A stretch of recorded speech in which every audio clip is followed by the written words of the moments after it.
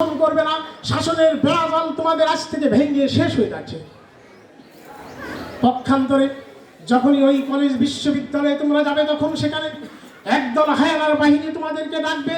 কেউ ডাকবে মাদকের দিকে, কেউ ডাকবে সন্ত্রাসের দিকে, কেউ বা ডাকবে তোমাদেরকে অশ্লীলতা, বেহায়াপনা, অনিসলামিক কার্যক্রমের দিকে তোমাদেরকে আহ্বান করবে।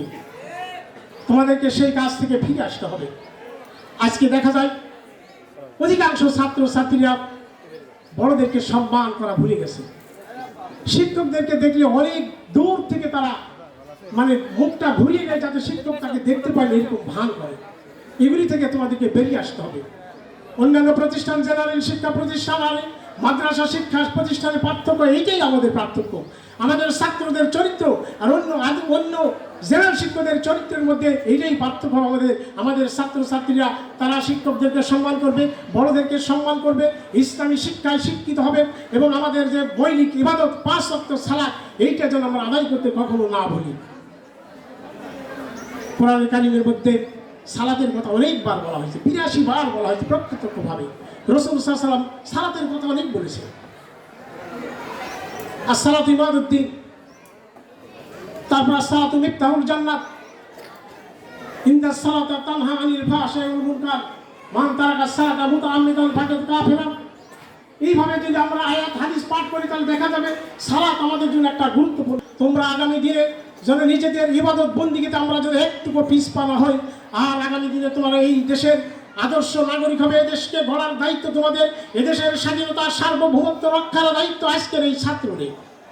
আমরা লক্ষ্য করেছি দীর্ঘদিন ধরে রাজনৈতিক নেতৃবৃন্দ বিদেশি চক্রের মাধ্যমে এই বাংলাদেশ থেকে হায়নার দলকে কিন্তু বিদায় করা সম্ভব হয়নি, কিন্তু আজকে সম্ভব হয়েছে কাদের দ্বারা?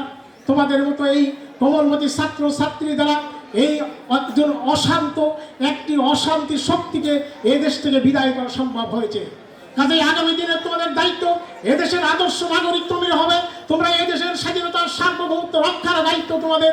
একদিন তোমরা এমপি হবে, মন্ত্রী হবে, এসপি হবে, তোমরা ডিসি, এরকম সব কিছু তোমাদের দায়িত্ব হবে। আমি আহ্বান করবো তোমাদেরকে যে আগাম করার অধিকার কিন্তু তোমাদের। আমরা এই দেশে আর কোনো দুর্নীতিবাজ দেখতে চাই না, এদেশে কোনো লুটেদেরকে আমরা আর দেখতে চাই না, এদেশে কোনো সন্ত্রাসবাদীকে আমরা দেখতে চাই না, ওই অস্ত্রতা বেহায়াপনার কাজ আমরা এই দেশে আর দেখতে চাই না।